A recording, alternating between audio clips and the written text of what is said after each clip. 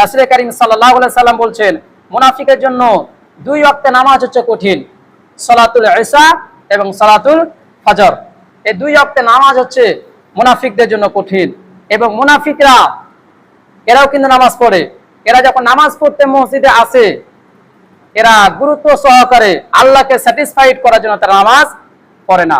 আল্লাহ পাক বলছেন, ওয়াইদা কামু ইলাস সালাতি কামু কুসালা। আল্লাহ পাক বলছেন, মুনাফিকরা যখন নামাজ পড়তে মসজিদে আসে, তারা উদাসীনতার সহিত তারা নামাজে দাঁড়ায়। নামাজে 2 রাকাত হলো না 3 রাকাত হলো অথবা 4 রাকাত হলো, এই ব্যাপারে তাদের গুরুত্ব থাকে না। তারা উদাসীনতার সহিত তারা নামাজটাকে আদায় করে। আর তাদের নামাজ পড়ার ইন্টেনশন, তাদের নামাজ পড়ার উদ্দেশ্য কি, সেটাও কিন্তু আল্লাহ পাক বলে দিয়েছেন। আল্লাহ পাক বলছেন, ইউরাউনান নাসা ওয়া লা ইয়াযকুরুনাল্লাহা ইল্লা কলিলা।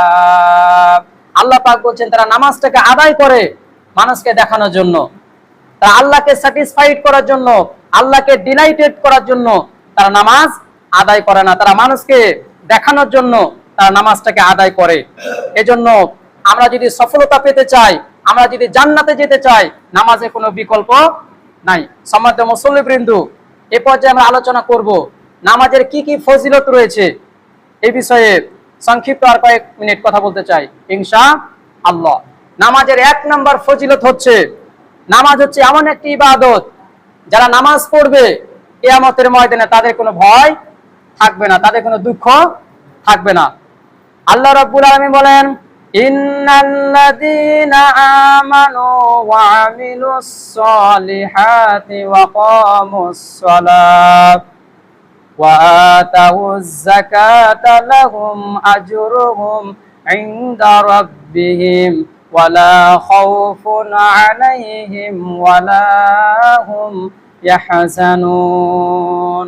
আল্লাহ পাক বলেন, ইন্নাল্লাযীনা আমানু, নিশ্চয়ই যারা ঈমান এনেছে, ওয়া আমিলুস সলিহাত, যারা আমলে সালেহ করেছে, যারা নামাজ কায়েম করেছে, যাকাত আদায় করেছে, লাহুম আজরুহুম ইনদা রাব্বিহিম, তাদের পুরস্কার রয়েছে আল্লাহ পাকের কাছে, ওয়ালা খাউফুন আলাইহিম ওয়ালা হুম ইয়াহজানুন। আল্লাহ পাক বলেন, কিয়ামতের ময়দানে তাদের কোনো ভয় থাকবে না, তাদের কোনো দুঃখ থাকবে না, যারা 5 ওয়াক্ত সালাত আদায় করবে। নবী করিম সাল্লাল্লাহু আলাইহি সাল্লাম বলেছেন, কিয়ামতের ময়দানে যে সূর্যটা 9,30,00,000 মাইল দূরে এখন অবস্থান করছে, কিয়ামতের ময়দানে সেই সূর্যটা একেবারে নিকটবর্তী হয়ে যাবে, মাটিগুলো তামার মতো গরম হয়ে যাবে। সেই কিয়ামতের ময়দানটা এত ভয়ঙ্কর হবে, এত বিভীষিকাময় হবে। রাসূল কারীম সাল্লাল্লাহু আলাইহি সাল্লাম বলেছেন, কিয়ামতের ময়দানে প্রত্যেকটা মানুষ উলঙ্গ অবস্থায় উঠবে, কিন্তু সেই কিয়ামতের ময়দানটা এত ভয়ঙ্কর হবে, একজন মানুষ আরেকজন মানুষের দিকে তাকার সুযোগটাও পাবে না। সেই কিয়ামতের ময়দানে আল্লাহ রাব্বুল আলামিন 7 শ্রেণীর ব্যক্তিকে আল্লাহ পাক তার আরশের ছায়া নিতে ছায়া দান করবেন। তার মধ্যে অন্যতম একজন ব্যক্তি হচ্ছেন রাজুলুন কলবুহু মুআল্লাকুন ফিল মাসাজিদ, যাদের অন্তরটা মসজিদের সাথে ঝুলে থাকে, অর্থাৎ যারা 5 ওয়াক্ত সালাত আদায় করে, 1 ওয়াক্ত নামাজ আদায় করার পরে আরো ওয়াক্ত নামাজের জন্য অপেক্ষা যারা করে, আল্লাহ রাব্বুল আলামিন এই গুণ বিশিষ্ট ব্যক্তিদেরকে কিয়ামতের ময়দানে আল্লাহ পাক আরশের ছায়া নিতে ছায়া দান করবেন। সেই কিয়ামতের ময়দানে তাদের কোনো ভয় থাকবে না, তাদের কোনো দুঃখ থাকবে না। তাহলে যারা নামাজ কায়েম করবে, যারা নামাজ পড়বে, তাদের 1 নম্বর ফজিলত হচ্ছে কিয়ামতের ময়দানে তাদের কোনো ভয় থাকবে না। 2 নম্বর, নামাজের 2 নম্বর ফজিলত হচ্ছে, নামাজ হচ্ছে এমন একটি ইবাদত, যারা নামাজ কায়েম করবে, যারা নামাজ পড়বে, এই নামাজ তাদেরকে অন্যায় কাজ থেকে ফিরিয়ে রাখবে।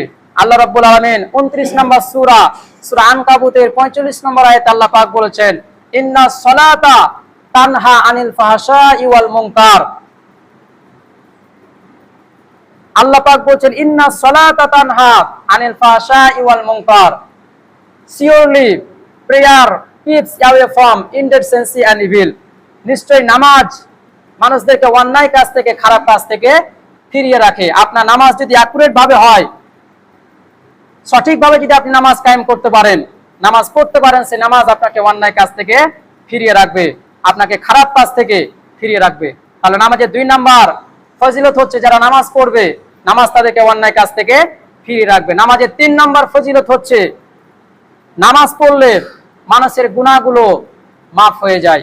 রাসূল কারীম সাল্লাল্লাহু আলাইহি সাল্লাম বুখারী এবং মুসলিম শরীফের হাদিসে বলেছেন, আর আইতুল্লাহু আন্না নাহরান বিবাতি আহাদিকুম ইয়াক্তাসিলু ফিহি কুল্লা ইয়াউমিন খামসান হাল ইয়াবকি মিন দারানিহি শাইউন। রাসূল কারীম সাল্লাল্লাহু আলাইহি সাল্লাম বললেন, কারো বাড়ির পাশে যদি, কারো বাড়ির সামনে যদি একটা নহর থাকে, একটা নদী থাকে, আর সেই নদীতে যদি কোনো ব্যক্তি দৈনিক 5 বার গোসল করে, দৈনিক 5 বার যদি গোসল করে, রাসূল কারীম সাল্লাল্লাহু আলাইহি সাল্লাম সাহাবীদেরকে বললেন, তার শরীরে কোনো ময়লা থাকবে? সাহাবীরা বলল, ইয়া রাসূলুল্লাহ লা ইয়াবকা মিন দারানিহি শাইউন, একবার গোসল করলেই তো ময়লা পরিষ্কার হয়ে যায়। নবী করিম সাল্লাল্লাহু আলাইহি সাল্লাম বললেন, ফাযালিকা মিসলু সালাতিল খামসি ইয়ামহুল্লাহু বিহিন্নাল খাতায়া। নবী করিম সাল্লাল্লাহু আলাইহি সাল্লাম বললেন, 5 ওয়াক্ত নামাজের দৃষ্টান্ত হচ্ছে এটাই। যে ব্যক্তি 5 ওয়াক্ত সালাত আল্লাহকে সন্তুষ্ট করার জন্য আদায় করে, আল্লাহকে স্যাটিসফাইড করার জন্য আদায় করে, ওই ব্যক্তি জীবনে কোনো গুনাহ থাকবে না। আল্লাহ পাক তার সমস্ত গুনাহ আল্লাহ পাক মাফ করে দিবেন। এরপরে নামাজের 4 নম্বর ফজিলত হচ্ছে, যারা নামাজ পড়বে, যারা নামাজের হেফাজত করবে, কিয়ামতের ময়দানে নামাজ তাদের জন্য নূর হবে, তাদের জন্য দলিল হবে এবং নাজাতের ওসিলা হবে। রাসূল কারীম সাল্লাল্লাহু আলাইহি সাল্লাম আহমদ এবং বাইহাকী শরীফের হাদিসে বলেছেন, নবী করিম সাল্লাল্লাহু আলাইহি সাল্লাম বলেছেন, আন্নাহু যাকারা সালাতা ইয়ামান ফাকালা মান হাফাযা আলাইহা কানাত লাহু নূরাও ওয়া বুরহানাও ওয়া নাজাতা ইয়াউমাল কিয়ামা। রাসূল কারীম সাল্লাল্লাহু আলাইহি সাল্লাম বলেন, যে ব্যক্তি 5 ওয়াক্ত নামাজের হেফাজত করবে, কিয়ামতের ময়দানে নামাজ তার জন্য নূর হবে, দলিল হবে এবং নাজাতের ওসিলা হবে। আর যারা নামাজ পড়বে না, কিয়ামতের ময়দানে তাদের জন্য নামাজ নূর হবে না, দলিল হবে না, নাজাতের ওসিলা হবে না। রাসূল কারীম সাল্লাল্লাহু আলাইহি সাল্লাম হাদিসে শেষাংশে বলেছেন, তাদের হাসন হাসর হবে কারণের সাথে, ফেরাউনের সাথে, হামানের সাথে তাদের হাসন হাসর হবে। এখন এরা হচ্ছে কুখ্যাত কাফের, ফেরাউন, হামান, উবাই ইবনে খালফ, এরা হচ্ছে কুখ্যাত কাফের। এদের সাথে যদি আপনার হাসন হাসর হয়, তাহলে অবস্থা কি হবে আপনি চিন্তা করেন। তাহলে নামাজের 4 নম্বর ফজিলত হচ্ছে, নামাজের 4 নম্বর ফজিলত হচ্ছে, যারা নামাজ পড়বে কিয়ামতের ময়দানে নামাজ তাদের জন্য নূর হবে, দলিল হবে, নাজাতের ওসিলা হবে। এরপরে 5 নম্বর, যারা 5 ওয়াক্ত সালাত আদায় করবে, 50 ওয়াক্ত নামাজ আদায় করলে যে সওয়াব পাওয়া যায়, সে সওয়াব আল্লাহ রাব্বুল আলামিন আমলনামায় দান করবেন। রাসূল কারীম সাল্লাল্লাহু আলাইহি সাল্লাম যখন মিরাজে গিয়েছিলেন, মিরাজ থেকে যখন ফিরে আসছিলেন, আল্লাহ পাক তাকে হাদিয়া স্বরূপ 50 ওয়াক্ত নামাজ দিয়েছিলেন। প্রতিমধ্যে মুসা আলাইহিস সালামের সাথে দেখা হলো। মুসা আলাইহিস সালাম তাকে জিজ্ঞাসা করলেন, আল্লাহর সাথে মিট করলেন, আল্লাহর সাথে সাক্ষাৎ করলেন, আল্লাহর সাথে দেখা করলেন, আল্লাহ পাক আপনাকে কি হাদিয়া দিল, কি গিফট আল্লাহ পাক আপনাকে দিল?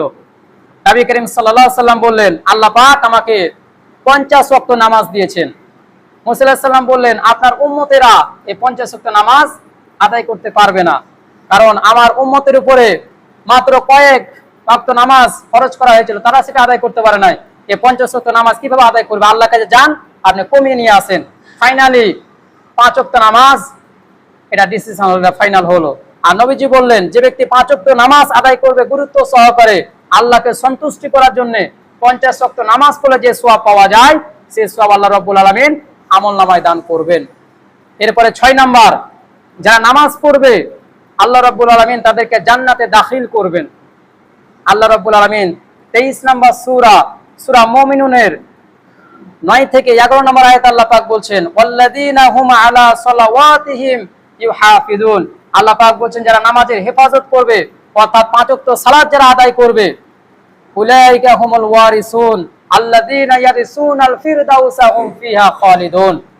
আল্লাহ রাব্বুল আলামিন তাদেরকে সর্বোচ্চ জান্নাত, জান্নাতুল ফিরদাউস আল্লাহ পাক তাদেরকে দান করবে, যারা 5 ওয়াক্ত সালাত আদায় করবে। আল্লাহ তাআলা যেন আমাদেরকে কথাগুলি আমল করার তৌফিক দান করেন। আসসালামু আলাইকুম ওয়া রাহমাতুল্লাহ।